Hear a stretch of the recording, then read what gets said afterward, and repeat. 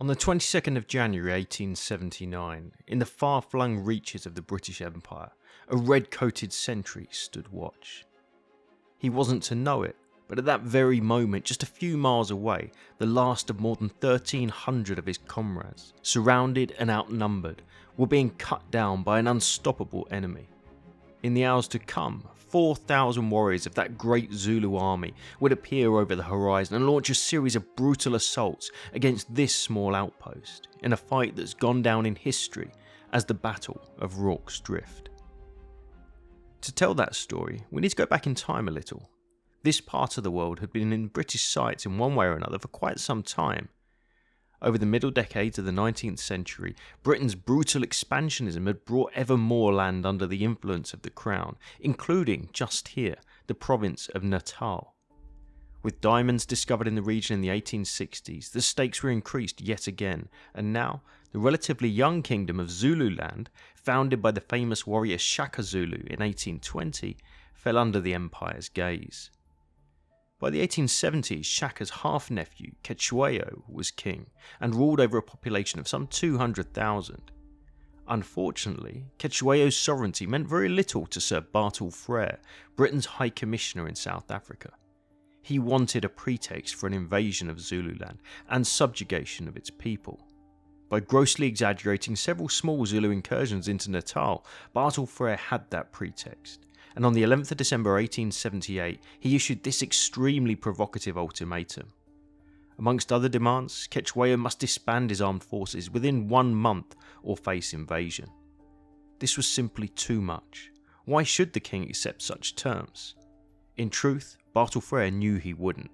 Plans for invasion were already underway. While Cetshwayo considered his options, the man who would lead the attacking force made his own preparations. This was Lieutenant General Sir Frederick Thesiger, or Lord Chelmsford. Chelmsford's plan was to invade with 3 columns, entering Zululand and driving Zulu forces back to their capital at Ulundi. Number 1 column, commanded by Colonel Charles Pearson, would advance across the Tugela River here. Number 4, under Colonel Evelyn Wood, would enter Zululand at Utrecht, while the largest, Chelmsford's own number 3 column, would cross the Buffalo River and begin their drive towards Ulundi here, at Rorke's Drift. That invasion began on January 11, 1879, and all 3 columns met with little resistance as they made their first advances into enemy territory. Morale was high when, 9 days later, Chelmsford's column pitched their camp right here at a little-known place called Isandlwana. Partly through complacency, they made little provision for defence. There didn't seem any need to. When news came a short time later that Chelmsford's scouts had spotted a Zulu force away to the southeast, he saw an opportunity. Breaking off most of his infantry and cavalry, he set off in hot pursuit, leaving around 1,500 men and the slower-moving wagon train at Isandlwana to pack up and follow on. They never did. Little did they know, but the force Chelmsford was pursuing was only a diversion. In fact, Cetshwayo's main impi, perhaps as many as 20,000 warriors strong, had wrong-footed him and now was bearing down directly on the unsuspecting redcoats at Isandlwana. Led by Nchingwayo Kamaholi Khoza, the Zulu army had by mid-morning settled out of sight in a dry riverbed just a few miles from the camp. When finally the danger was discovered by a mounted patrol, it was already too late, and by 11 AM the Zulu had deployed into their famous Horns of the Buffalo fighting formation. The Battle of Isandlwana had begun. Despite being outnumbered by more than 10 to 1, the defenders fought hard. Buoyed by the power of the Martini Henry rifle, the thin red line of the 24th Foot, commanded by Lieutenant Colonel Henry Pauline, along with Colonel Anthony Durnford's Natal native troops, kept the Zulu chest pinned down, at least for a while. But when it became clear that Zulu forces were encircling the camp on all sides, the mood changed significantly. Durnford's force on the right, under increasing pressure, eventually was forced to give ground, in turn fatally exposing the British right flank. In just a few minutes, the Zulus were in the camp, rolling up the British line and cutting down redcoats who bunched together into rally squares in a series of desperate last stands. By the time Chelmsford, chasing shadows a dozen miles away, realised that he'd been outmanoeuvred, the camp had already been overrun, leaving more than 1,300 of his men annihilated. It's believed that somewhere between 1 and 3,000 Zulu warriors lost their lives in that great victory. With the British camp destroyed, some men, those under the command of Prince Kampande, Cetshwayo's half-brother, would also look to press home the advantage. This was the Undi Corps, a reserve force who had watched the fighting unfold at Isandlwana and broken away from the battle once it was clear they were not needed. Instead, they moved westwards in search of their own victory. Their destination? A small body of troops manning an old mission station at a place called Rorke's Drift. Let's take a moment to see what was going on at the Drift while Pauline and his men were meeting with disaster at Isandlwana. Rorke's Drift, or Kwajimu, Jim's Land in the isiZulu language, had been a trading post of James Rorke from 1849. Brought by the Church of Sweden on Rorke's death, the land became home to Reverend Otto Witt, assigned to build a church on the site. As a key river crossing on the border between Zululand and Natal, the post had been commandeered by the British Army. Under the command of Major Henry Spalding, Rorke's Drift was garrisoned by Lieutenant Gonville Bromhead's B Company, 2nd Battalion of the 24th Regiment of Foot, and Lieutenant John Chard's detachment of Royal Engineers. Their task was to hold the post and repair pontoons crossing the Buffalo River, thus maintaining supply lines between the invasion force and the supply hub of Helpmikar to the south. Chard, who had travelled to Isandlwana with his Royal Engineers early on the morning of January the 22nd, returned to Rorke's Drift at around 11:30 am. On his way back to the post, he'd seen movements of Zulu warriors and was understandably concerned. Spalding did not share his concerns. When the commander left for Helpmikar at midday, he told Chard, "You will be in charge, although of course nothing will happen." The position of which Chard was now in command, examined using Chard's own hand-drawn map, looked something like this. At the eastern end of the post were 2 stone kraals, enclosures for keeping livestock. The larger of the 2 lay beyond the post and would be outside of the eventual defensive line. The smaller was within the mission station boundary, just beside the stone-built storehouse. A cookhouse stood about 20 yards south of the storehouse, also outside of the perimeter. Some 40 yards west of here, the former house of Reverend Witt, the main structure on the site, had by now been turned into a makeshift hospital. The building was unusual in that the rooms were accessed externally. Beyond the boundaries of the station, the men will be able to see Shihani Hill, also known as the Oscarberg, to the south, high ground which will play a significant role in the fighting to come. But that fighting was still hours away. As their comrades were falling in their hundreds at Isandlwana, the garrison at Rorke's Drift was still unaware of what lay in store for them. So who exactly was in that garrison? Many of those defenders will be best known through their portrayal in the classic 1964 film Zulu, which starred Stanley Baker and a young Michael Caine. But whilst the film does give a powerful insight into the clash at Rorke's Drift, does it do the main protagonists justice? We'll compare those portrayals with the actual defenders as we continue. We've already met Lieutenant John Rouse Merriott Chard. Born in Plymouth in 1847, Chard turned 31 3 weeks before the battle. Despite more than a decade in the army and serving in Bermuda and Malta, he had no combat experience. Lieutenant Gonville Bromhead was 2 years older than Chard.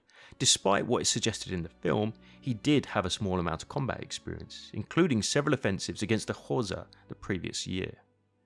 The names of Private Frederick Hitch and Alfred Henry Hook may be familiar to anyone who's seen Zulu. Hitch was born in Middlesex in 1856 and had been in the army for less than 2 years at the time of the battle. Hook, from Gloucestershire, was 6 years older, but similarly inexperienced. The film actually does him a disservice, portraying the private as a work-shy troublemaker who doesn't emerge as a hero until forced to do so by the heat of battle. In fact, Hook was a teetotaler, Methodist preacher and model soldier who had reportedly been rewarded with bonus pay for good conduct. Acting Assistant Commissary James Dalton and Surgeon James Reynolds will also be known. Dalton had joined the army in 1849, aged 17, and had come out of retirement to volunteer with the Commissariat Department in 1877. Reynolds was from Kingstown, Dublin, and was 34 years old at Rorke's Drift. Educated at Dublin's Trinity College, Reynolds was a surgeon in the Army Medical Department and had served since 1868. Perhaps less familiar is the name of Chaplain George Smith, who doesn't appear at all in the film. From Norfolk, Smith was a missionary and essentially a non-combatant. However, his role as Assistant Army Chaplain would drive him to remain at the station with the troops. In command of the Zulu forces was Dabulamanzi Kampande, the younger half-brother of Kechewayo and the son of King Mpande, who died in 1872. Dabulamanzi would go against the orders of his elder brother that day, taking his force beyond the boundaries of Zululand to strike the British mission station in Natal. So it was, just after 3 PM on January the 22nd, when Chard first learned of the disaster at Isandlwana. A desperate discussion ensued between Chard, Bromhead, Dalton and Reynolds. Surely the garrison must retreat. But retreat meant abandoning the 36 wounded and sick in the hospital to a grisly fate. Eventually Chard reached his decision.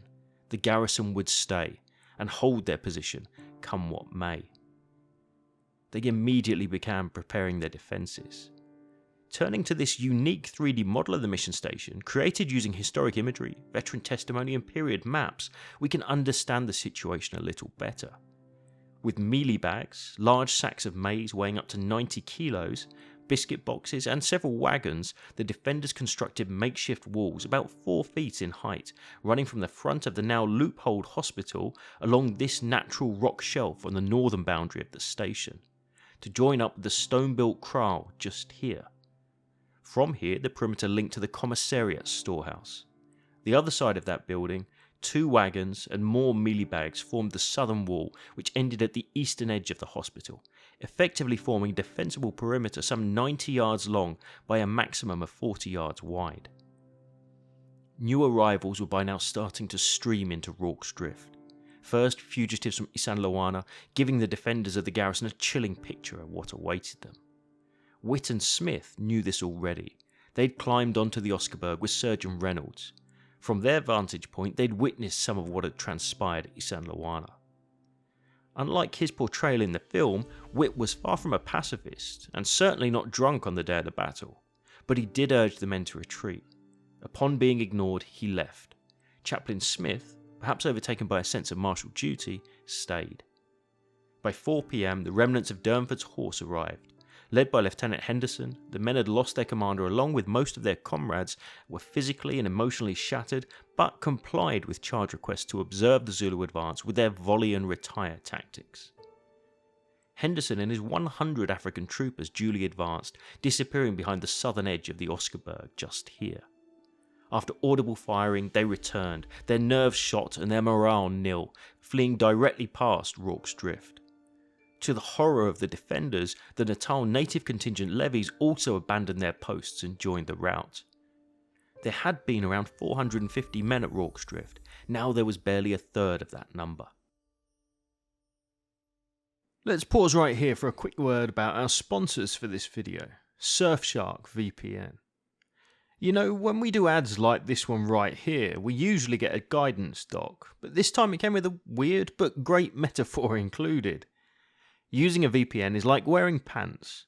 All the important stuff stays private and secure when you step outside. That's kind of the point here. As an app or browser extension that allows you to virtually place your computer or phone anywhere in the world, Surfshark is an essential tool, especially if, like us, you spend a lot of time on the road, filming historical sites, researching, or generally working remotely. It's so important to be able to get online and do it safely. Not only does Surfshark keep your passwords and data secure by encrypting your internet connection anywhere in the globe, but it also allows you to stream content in those rare moments of downtime, like Netflix for example, exactly as you would from home. What's really great is that you don't have to take our word for it. You can check out Surfshark right now for use on unlimited devices and with a 30-day money-back guarantee using our link at surfshark.com/battleguide, which, by the way, also gets you an extra 4 months free. So check it out today and stay safe when on the road. Now, back to the action. It was Private Hitch on the roof of the storehouse who first sighted the approaching Zulu. The Isandlwana regiment, composed of younger and faster warriors, was in the lead of the advance. Some 800 yards away, just beyond the Oscarberg, Hitch looked on as around 700 warriors swiftly and silently approached, armed with spears, muskets and a few rifles. Accounts tell us that approximately 4:30 PM the battle began, with the first shots fired by the massing warriors, but none found their target. more groups of warriors took up firing positions here on the Oscarberg. The Induna, or sub-commander on the hillside, appeared to be counting the defenders who were arrayed around the makeshift barricades and manning loopholed walls at the hospital. The Zulu vanguard, now 600 yards out, began taking casualties under a disciplined British fire before reaching the cover of the cookhouse and shallow ditch around 4:40 PM. Despite being pinned down, they began laying down a methodical fire on the garrison defenders, the closest of whom were just 50 yards away. At 4:50 PM, the remaining three of Kampande's regiments, the Isandlwana, Indlondlo and Udloko, began to arrive. It was now that their massive superiority in numbers would be put to use as they massed for an attack. Zulu riflemen, who as a point of interest had brought their own motley bunch of firelogs, not Martini Henry's capture from the dead Isandlwana, now had a clear view of the British position. But their firearms proved inaccurate at this distance. With their own warriors now so close to the perimeter and at risk of being hit, the Zulu fire trailed away. The relative calm that had reigned as the two forces took up their positions was shattered when just after 5 PM the Zulus surged at the southern wall. The defenders, now aware of how easily they could be overrun, fought back gallantly. In vicious hand-to-hand fighting, the British held their line. The Zulu warriors, used to besting their enemies in hand-to-hand combat, found it difficult to overcome the longer reach offered by rifle and bayonet, while the mealy-bag defences offered good protection for the defenders. Despite this, the British soldiers on the north wall, though, were taking casualties. Kept supplied with ammunition by Chaplain Smith, the redcoats fought desperately. Smith famously instructed the men to mind their language, as the time to meet their maker might be close at hand.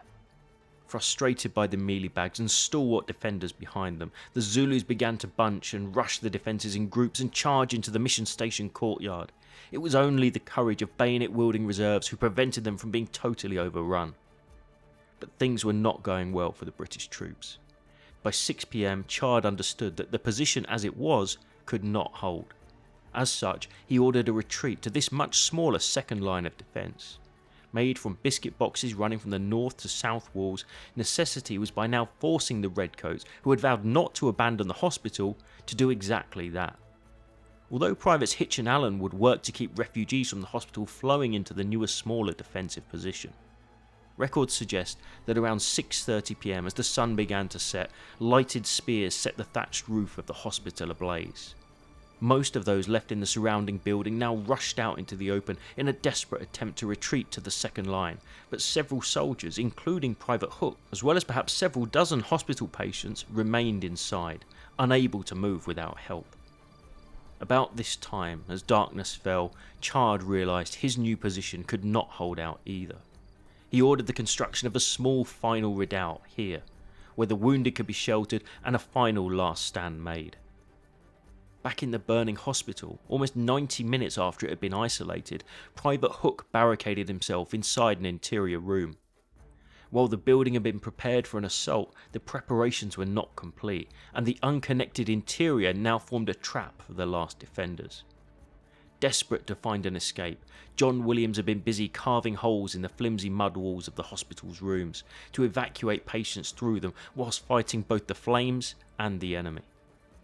Entering Hook's room at 7:20 PM, the two began to make another hole through this partition. With the Zulus close behind, Hook found himself engaged in vicious fighting, killing at least 6 warriors before defenders and patients escaped through into the next room at the eastern wall of the hospital. Here they found William and Robert Jones defending 5 more patients. Almost out of ammunition, the defenders were astonished when Surgeon Reynolds appeared at the window, having dashed across the open ground to resupply the men still fighting in the hospital. It was around 7:30 PM when Zulu warriors finally broke down the door to the room that Hook, William and Robert Jones were defending. But in the brutal hand-to-hand exchange that followed, the warriors were driven back at the point of the bayonet. To stay in the hospital meant certain death. One by one, they began to flee from the burning building, moving in any way they could eastwards across the yard to the precarious safety of the second defensive perimeter. While most of those inside managed to escape, a number did not. Sergeant Maxfield, delirious with fever, was unable to be moved. Robert Jones watched on helpless as Maxfield was stabbed to death in his bed, with Zulu warriors overrunning the room. By 7:40 PM, essentially all of the remaining living defenders were here within the second perimeter. So let's take a closer look. A wall of mealie bags and biscuit boxes around 22 yards long connected the commissariat store to the north wall, creating a small enclosure with the inner kraal on its east side around 20 yards from the mealie bag wall. At the centre of this was Chard's redoubt, 8 feet tall, which was still under construction at this point in the battle. Despite facing wave after wave of assault, the defenders had suffered remarkably few dead. Most of the 150 plus soldiers remained alive, although many were carrying some kind of wound. The most pressing danger was now the Zulu forces to the north and west of the position. In the fading light, the Zulu warriors attacking the north end of the biscuit box barricade noticed a vulnerability and began to focus their efforts on this spot. In a desperate defence, Private Hitch once again showed particular gallantry, saving the life of Bromhead with an unloaded rifle. But by 7:45, Hitch too had joined the growing list of wounded, slumping unconscious at his post. The result was that the north corner was now undefended. Just in time, Corporal Sheese of the Natal native contingent threw himself into the gap in defence of the biscuit barrel wall. His bravery and skill in holding off numerous attackers would earn him the Victoria Cross. Now in full darkness, the area around the post was illuminated by the burning roof of the hospital, making it almost impossible for the Zulu warriors to reach the perimeter without being spotted by the exhausted and terrified defenders. But the fire was both a blessing and a curse. Major Spaulding, approaching from Helpmikar with relief troops, spotted the fire from the road. Believing the post had fallen, Spaulding withdrew. No help would be arriving this night. After failing to break through the northern and western walls, Zulu warriors once again began massing, this time here around the kraal at the eastern end of the post at around 8:30 PM. But with the construction of the redoubt now complete, desperate Martini Henry rifle fire kept them at bay. At the same time, at the southern side of the post, more warriors attempted to set the storehouse alight, but hit by defensive fire, they too would fail. By 9:30, the Zulu attacks had grown fewer and farther between. It was now that the famous singing incident of Zulu fame took place, although nothing like the way it was depicted in the film.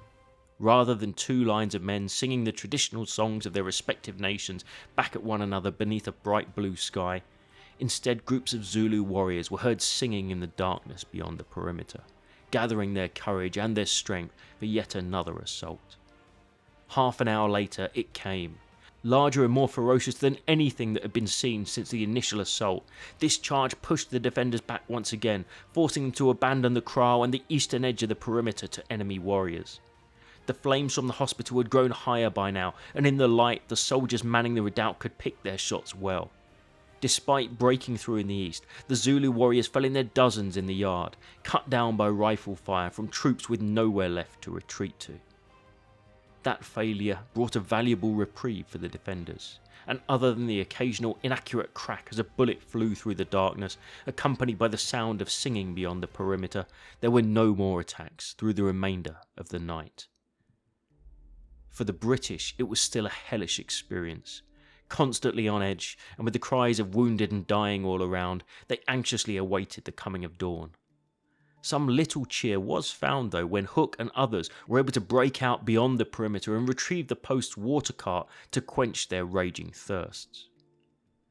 As dawn broke over Rorke's Drift on January the 23rd, 1879, the scale of the assaults the defenders had endured became clear. Bodies of Zulu warriors, all of whom had been courageous and tenacious in their attacks, littered the battlefield. Unable to quite fathom what they'd just experienced, the thoughts of the defenders finally began to change. Just perhaps they might survive.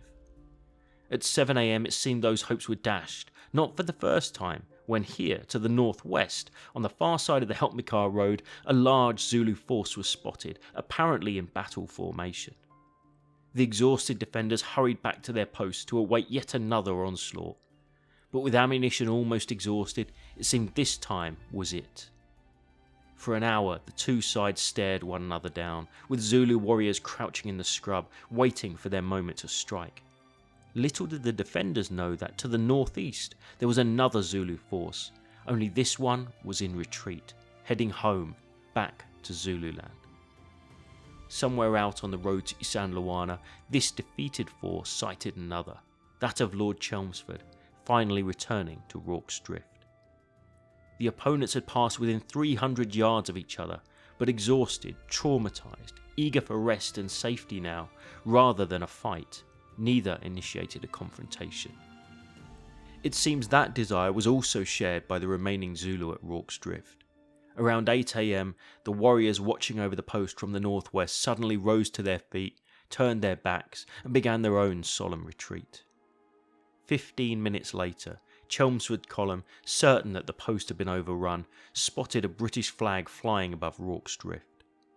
After a monumental defeat at Isandlwana, some semblance of victory had been achieved, here, against all odds, at Rorke's Drift. Following the battle, British soldiers counted 351 Zulu dead, scattered in all directions around the post. Some reports suggest 875 warriors were slain, but this was never confirmed. The defenders of Rorke's Drift numbered around 150 at the time of the assault, mainly British Army regulars, with 11 colonial troops and 4 civilians fighting alongside them. 17 would lose their lives, with a further 15 wounded. 11 of the survivors would earn the Victoria Cross, the British Army's highest medal for gallantry in action. Frederick Hitch and William Allen for facilitating the withdrawal of patients from the hospital. Corporal Sheese for his defence at the Biscuit Barrel Wall. Robert and William Jones, Henry Hook and John Williams for their remarkable holdout within the hospital. James Reynolds for keeping them supplied with ammunition. James Dalton for saving the life of a man in the Army Hospital Corps. And the 2 commanding officers, Chard and Bromhead, for their gallant conduct in the defence of Rorke's Drift. The bloody events of January the 22nd, 1879 spelled the end of Chelmsford's first invasion into Zululand, but Cetshwayo was reluctant to take his forces beyond his borders and into Natal. This gave Chelmsford time to rest, resupply and reinforce. And although the Zulus would score more victories in the months that followed, notably at Intombi and Hlobani in March, ultimately a second invasion would succeed. Cetshwayo would be defeated, and the Zulu people, who had shown such courage on the battlefield, would face an uncertain future under the control of a foreign sovereign. Thanks for watching. If you enjoy military history generally, whether here on YouTube or when you're on the move, why not check out our 2 battle guide podcasts, Not So Quiet on the Western Front and World War II, Both Sides of the Wire, where each week our historians discuss famous episodes from the First and Second World Wars respectively. And if you'd like to support what we do right here on YouTube, why not check out our Patreon, where for the cost of just a cup of coffee, you can help us to continue to produce free content just like this. That's all this time. We'll see you again soon.